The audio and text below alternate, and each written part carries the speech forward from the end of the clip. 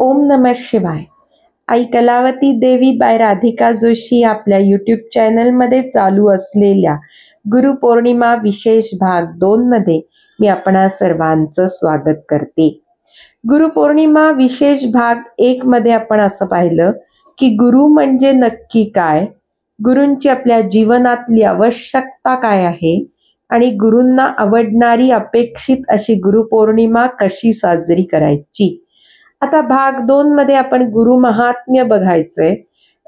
देवापेक्षाही गुरूंचा अधिकार कसा काय मोठा आहे हे सांगणारी एक गोष्ट आपण बघणार आहोत. कबीरजी आपल्याला म्हणतायत, गुरु गोविंद दोनो खडे किसकू लागू पाय, बलिहारी गुरुदेवने गोविंदी दिया बताय. आता या 2 ओळींचा अर्थ समजून घेण्याआधी आपण एक उदाहरण बघूयात. समजा मला काही आजार झालाय आणि अनेक प्रयत्न अनेक डॉक्टर करून पण मला बरं वाटत नाहीये, पण अचानक एके दिवशी माझी मैत्रीण किंवा मित्र अशा एका डॉक्टरची ओळख करून देतो की त्यांच्या औषधोपचारांमुळे माझा जो काही इतक्या वर्षांचा आजार आहे तो पूर्णपणे बरा होतो. मग मी पूर्णपणे बरी झाल्यावर माझ्या मनात पहिल्यांदी आभार, म्हणजे मी कोणाचे आभार मानणं अपेक्षित आहे बरं, तर ज्या व्यक्तीमुळे मला त्या डॉक्टरांची ओळख झाली आणि मी माझ्या आजारातून मुक्त झाले त्या व्यक्तीचे आभार मानणं जसं माझं कर्तव्य आहे, अगदी तसंच आपल्याला संत सद्गुरू ज्यांनी भगवंताला प्राप्त करून घेतलेलं आहे, ज्यांनी देवाला पूर्ण ओळखलेलं आहे, तर असे संत आपल्याला देवाची ओळख करून देतात. तो कुठे आहे, कसा आहे, देवाला आवडणाऱ्या गोष्टी काय आहेत, किंवा देवाचा आशीर्वाद मिळवण्यासाठी कोणते सोपे मार्ग आहेत आणि इफेक्टिव्ह मार्ग आहेत, त्याची ओळख हे गुरु करून देत असतात. जसं ज्या डॉक्टरमुळे मला बरं वाटलं तो डॉक्टर जर उद्या माझ्या घरी येऊन मला सांगितला असता की मी अतिशय हुशार आणि निष्णात डॉक्टर आहे, मी तुमचा रोग क्षणात दूर करीन, तर कदाचित माझा विश्वास बसला नसता. पण त्या डॉक्टरांचा ज्यांनी अनुभव घेतलेला आहे अशा अनुभवी व्यक्तीकडनं जेव्हा मला त्या डॉक्टरांचा रेफरन्स मिळाला तेव्हा माझा त्यांच्यावर विश्वास बसला. अगदी तसंच देवाला ओळखणारे अनुभवी असे संत जेव्हा मला त्याच्या खाणाखुणा सांगतात, जेव्हा मला देवाची ओळख करून देतात, तेव्हा माझा देवावर विश्वास बसतो. आता कबीरजी आपल्याला म्हणतात की समजा अशी वेळ आपल्या आयुष्यात आली की आपले सद्गुरू आणि भगवंत एकाच वेळेला आपल्या समोर येऊन उभे राहिले, तर आपण सर्वप्रथम आपल्या सद्गुरूंना, ज्यांनी देवाचं दर्शन घडवलं, ज्यांनी आपल्याला देवाची ओळख करून दिली, ज्यांनी आपल्याला देवाचं महात्म्य पटवलं, अशा संत सद्गुरूंना पहिल्यांदी प्रणाम करायचा आहे. तुकाराम महाराज पण अगदी तेच म्हणतात की करिता देवतार्चन, घरी आले संत जन, देव सारावे परते, संत पूजावे आधी. म्हणजे तुकाराम महाराज पण म्हणतात की समजा देवपूजा करत असताना संत सद्गुरू आपल्या घरी आले तर ती देवपूजा तात्पुरती थांबून ती बाजूला ठेवून सर्वप्रथम संतांचा, सद्गुरूंचा आदर सत्कार करायचा आहे, संतांना खुश करण्यासाठी प्रयत्न करायचा आहे. आता परदेशात ज्याला जायचं असतं त्याच्यासाठी मेन रिक्वायरमेंट ही पासपोर्टची असते. अगदी तसंच देवानी जर आपल्याला एक अमौलिक देणगी द्यायची असेल, ती अमौलिक देणगी म्हणजे अखंड सुख, ते जर आपल्याला त्याने द्यायचं असेल, पण त्यांनी गंमत ठेवली की ते फक्त मनुष्य जन्माला येऊनच ती देणगी तो आपल्याला देणार आहे. आणि ती देणगी त्याच्याकडनं मिळवायची असेल तर अट पासपोर्टची, म्हणजे काय की संतांचं सर्टिफिकेट लागतं. संतांनी ग्रीन सिग्नल किंवा सर्टिफिकेट दिल्याशिवाय देव आपल्याला ती अमौलिक देणगी म्हणजे आपल्याला अखंड सुख देत नाही किंवा ते बक्षीस देत नाही. आणि म्हणून तिथे संतांचं महात्म्य जास्त आहे. आणि म्हणून संतांना शरण जायला सांगितलंय. श्री गुरु चरण पतित पावन, त्रिभुवनी न त्या समान, न लगे काही जप नेम ध्यान, देई मुक्तीला महा देव पाहिला. तर असं संतांचं महात्म्य आहे. मग आता अशा संतांना खुश करण्यासाठी कोणती गोष्ट इम्पॉर्टंट आहे? देवाला खुश करण्यासाठी पासपोर्ट म्हणजे संतांचं सर्टिफिकेट हे आपण बघितलं. पण आता संतांना खुश करण्यासाठीचा पासपोर्ट काय आहे? कळो आली मावरे, भक्ती पाशे देवरे, न पाहेची याती कुळ, कर्म मूळ भावरे. जसं श्रीकृष्ण अस्वस्थ झाले होते गोपींसाठी आणि त्यांना शांत करण्यासाठी त्यांनी उद्धवाला पाठवलं. उद्धवा शांतवन कर जागा त्या गोकुळ, वासी जनांचे. गोपींच्या अशा कोणत्या गोष्टीमुळे स्वतः साक्षात भगवंत अस्वस्थ झाले होते? ती गोष्ट म्हणजे भावभक्ती. आणि आपली भावभक्ती श्रद्धा जर अढळ असेल तर काय चमत्कार आपल्या आयुष्यात घडतात त्याची गोष्ट आज आपण बघणार आहोत. त्या गोपींनी देव आपलासा कशामुळे केला बरं? ते पासपोर्ट म्हणजे काय होतं बरं? भावधरा रे आपुलासा देव करारे. असा त्या भावभक्तीचा पासपोर्ट ज्याच्याकडे आहे त्याच्या आयुष्यात कसे काय चमत्कार होतात ते आपण बघूया. लोक म्हणतात की गुरु खरा असायला हवा, पण माझ्या मते खरी श्रद्धा, खरी भावभक्ती असेल तर पुढचं सगळं काही सुकर होऊन जातं. एक राजकन्या असते आणि लहानपणापासूनच तिची वैराग्य वृत्ती बघितल्यामुळे राजा तिला राजवाड्यात एक असं दालन देतो की तिथे तिच्या भक्तीसाठी कोणत्याही प्रकारचा अडथळा होऊ नये, तिला डिस्टर्बन्स होऊ नये असं एक दालन तिच्यासाठी स्वतंत्र तयार करतो. असंच एकदा रात्री भजन करीत असता त्या राजकन्येला अतिशय भरून येतं. तिला रडायला यायला लागतं की इतके वर्ष मी देवाची भक्ती करत आहे पण अजून मला खऱ्या गुरुची भेट झालेली नाहीये. आणि ती अतिशय अस्वस्थ होऊन भजन करत असते. करुणा येऊन दे आता तरी, दीन दासा घेई पदरी, देई भेटी रे परम उदारा. असं आर्ततापूर्वक तिचं भजन चालू असतं आणि त्या भजनाचे बोल तिच्या राजवाड्याच्या मागेच चोरी करत असलेल्या, घरफोडी करत असलेल्या त्या एका चोराच्या कानावर जाते. ते शब्द जातात आणि त्या भजनावरनं त्या चोराला मतितार्थ कळतो की ही जी कोण राजकन्या आहे तिला गुरूंचा शोध असावा, तिला अजून गुरु सापडलेला दिसत नाहीये. आणि मग तो काय करतो, ती जी घरफोडी करत असतो ती बाजूला ठेवून साधूचा वेश धारण करतो आणि भोंदू साधू होऊन नारायण नारायण असं म्हणत त्या राजकन्येच्या त्या दालनापाशी येतो.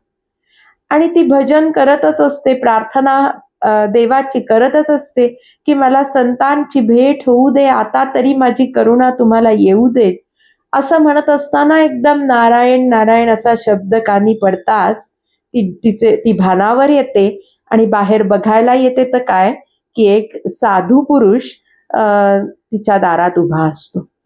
मग ती साधू महाराजांना आत बोलावते.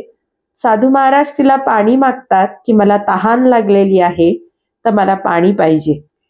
पण ती पाणी आणायला जात असता साधू महाराज परत म्हणतात की मी अशाच ठिकाणी पाणी पितो की ज्यांनी गुरुमंत्र घेतलेला आहे किंवा दीक्षा घेतलेली आहे, अनुग्रह घेतलेला आहे.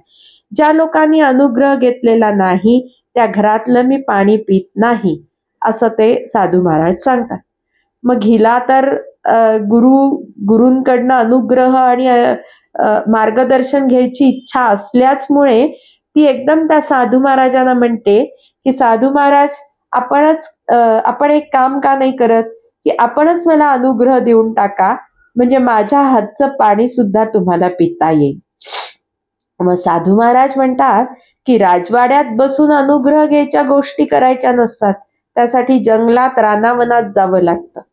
मग राजकन्या म्हणते की माझं जर कल्याण होणार असेल, मला जर तुमचं मार्गदर्शन मिळून अनुग्रह पण मिळणार असेल तर जंगलातच काय, मी तुमच्या बरोबर कुठेही यायला तयार आहे. मग ते जे भोंदूगिरी म्हणजे भोंदू साधू जे आलेले असतात, चोर जो साधूच्या वेशात आलेला असतो, तो चोर त्या राजकन्येला म्हणतो की तुझी आत्ता अलंकार, दागदागिने, आभूषण, वस्त्र, पैसे हे सगळं काही घेऊन तू माझ्या बरोबर जंगलात आलं पाहिजे. त्याप्रमाणे राजकन्या सगळं काही घेऊन त्या साधूंबरोबर जंगलात जाते आणि खूप घनघोर अशा जंगलात आतमध्ये गेल्यावर तो साधू जो असतो, तो भोंदू साधू जो असतो, तो त्या राजकन्येला एका वृक्षाला बांधतो आणि तिच्याकडचा सगळा ऐवज घेतो आणि राजकन्येला सांगतो काय की हे तुझ्या गुरूंनी बांधलेलं बंधन आहे बरं, मी परत 7 दिवसांनी इथे येऊन तुला बंधन मुक्त करीन, तोपर्यंत तू इथून कुठेही जायचं नाहीस.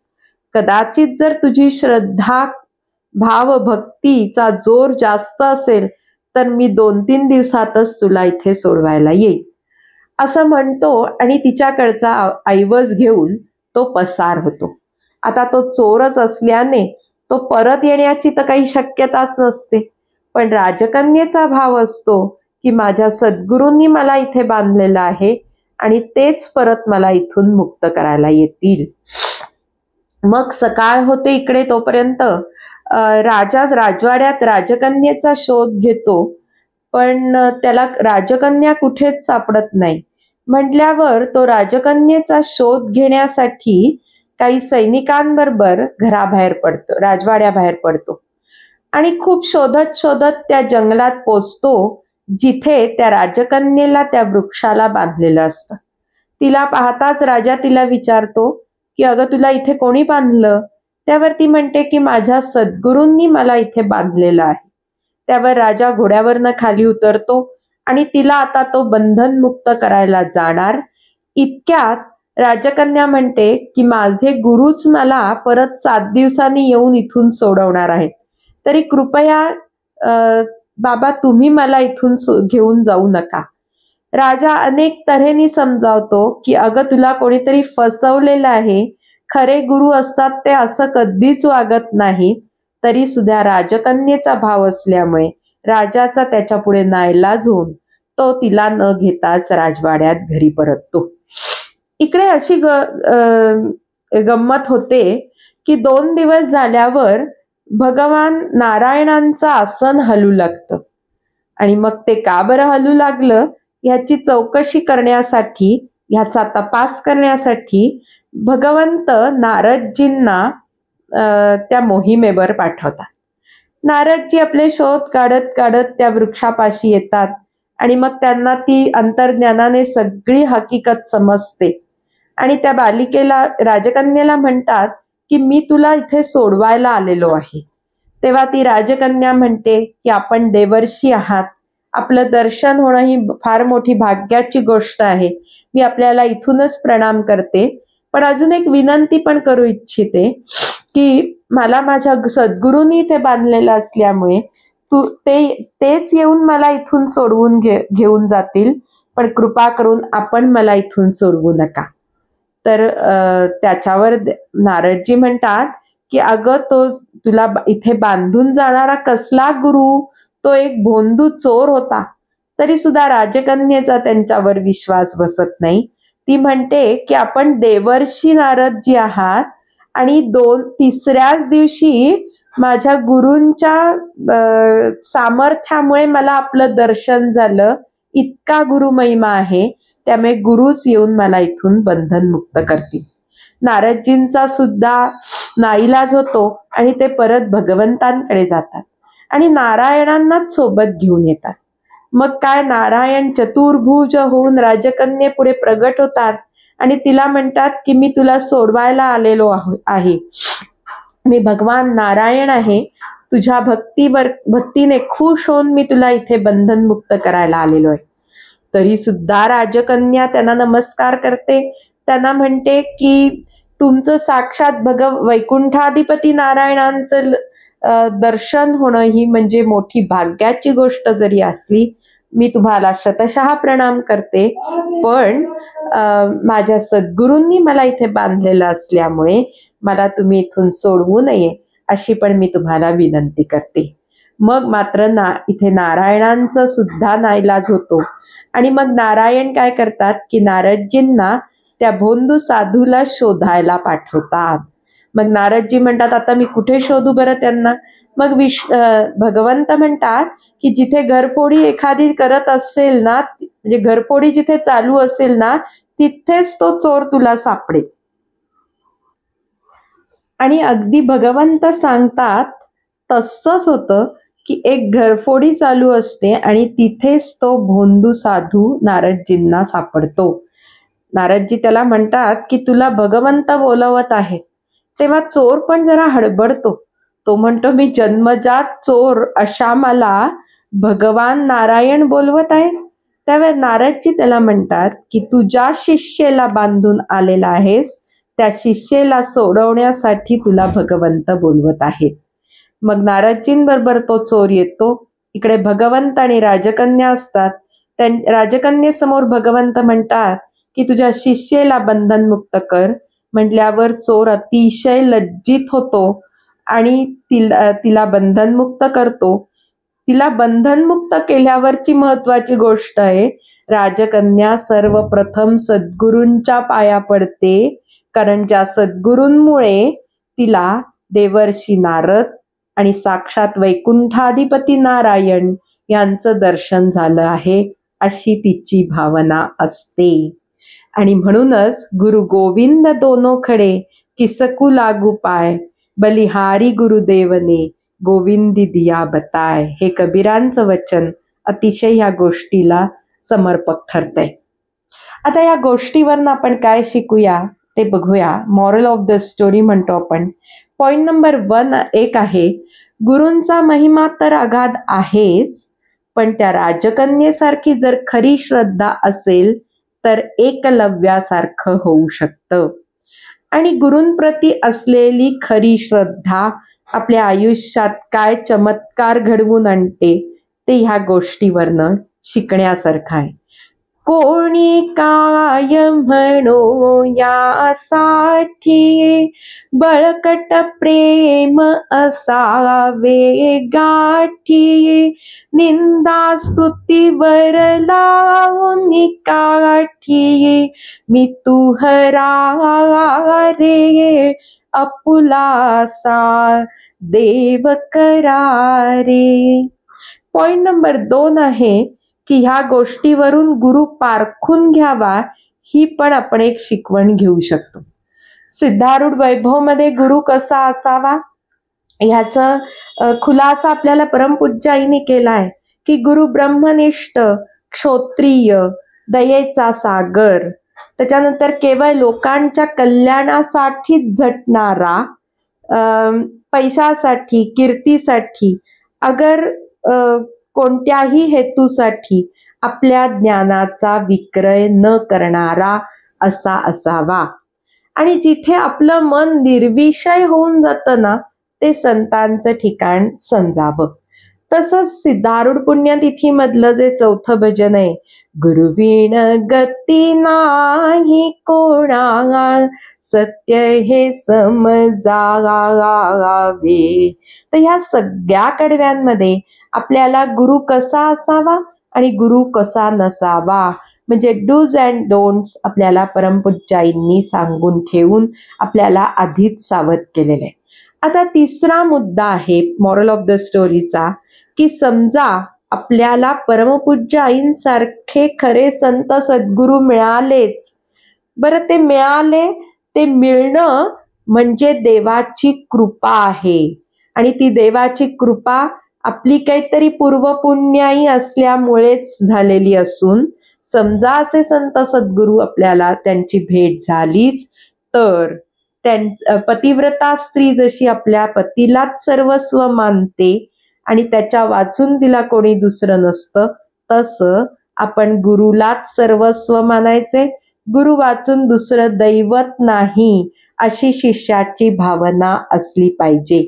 माता पिता बंधू सोयरा, श्री गुरुनाथ एक खरा, त्या विण दुजा आसरा, नाही मजला महा, देव पाहिला. आता गुरुपौर्णिमा ह्या दोन्ही भागांमधनं, या विषयावरनं आपण त्याचं काय कन्क्लुजन किंवा त्याच्यातनं आपल्याला काय मॉरल काढता येईल ते बघूयात. आता गुरूंचं महात्म्य बघताना आपण एक शिकलो की एखाद्या रोगावर कोणतं औषध आहे त्या औषधाचं नाव माहिती असून फक्त चालत नाही, तर त्या औषधाची मात्रा आणि ते औषध कसं घ्यायचंय ही कला जर माहिती असेल तरच त्या रोगापासून आपली मुक्तता होऊ शकते. आणि ती कला फक्त जशी वैद्यालाच माहिती असते, अगदी तसंच गुरूंनी देवाचं काय करायचं आहे हे आपल्याला सांगितलेलं आहे. अमुक अमुक हे असंच झालं पाहिजे, किंवा देवाला आवडणाऱ्या गोष्टी काय आहेत त्या झाल्या पाहिजेत, तरच आपल्यात भराभर प्रगती होऊन गुरूंनी पास केल्यावर मग देव आपल्याला कायम अखंड सुखाची देणगी देऊ करणार आहे. परंतु पाप गेल्याशिवाय देव आपल्याला ती देणगी देणार नसल्याने पाप कसं काय घालवायचे आणि आपण अंगी शुद्धता कशी काय आणायची आहे, ही कला त्या फक्त वैद्यराज सद्गुरूंकडेच आहे. आणि त्यांनी दिलेल्या मात्रेचा डोस त्यांनी सांगितल्याप्रमाणे त्या त्या वेळेला जर घेतला, म्हणजे त्यांनी दिलेल्या भजन, उपासना आणि सेवा ही जर त्या त्या वेळेला त्यांनी सांगितलेल्या पद्धतीने त्यांना आवडेल अशी जर आपल्याकडून घडली, तर आपल्या अंगी शुद्धता येऊन आपण दुःखमुक्त होऊ यात शंकाच नाही. आणि सद्गुरूंच्या प्रती कृतज्ञता व्यक्त करण्याचा दिवस, सद्गुरूंवरचं प्रेम व्यक्त करण्याचा दिवस म्हणजे एक महान पवित्र असा दिवस म्हणजे गुरुपौर्णिमा. आणि अशा आपल्या संत सद्गुरू परमपूज्य आई श्री कलावती देवी ह्यांना श्रद्धापूर्वक आजच्या दिवशी त्यांच्या प्रती कृतज्ञता व्यक्त करून आज आपण गुरुपौर्णिमा साजरी करूया.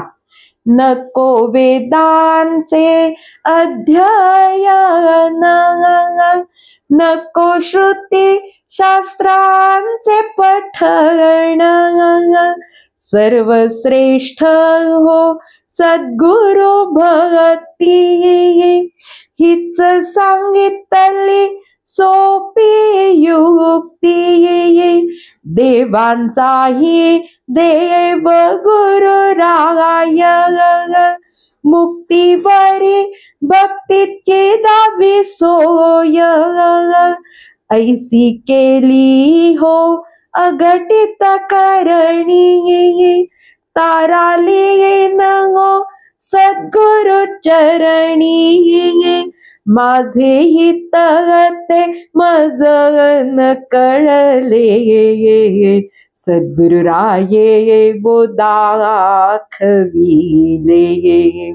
माझे हित वारंवार दाखवणाऱ्या अशा माझ्या संत सद्गुरूंना त्रिवार वंदन. नमस्कार.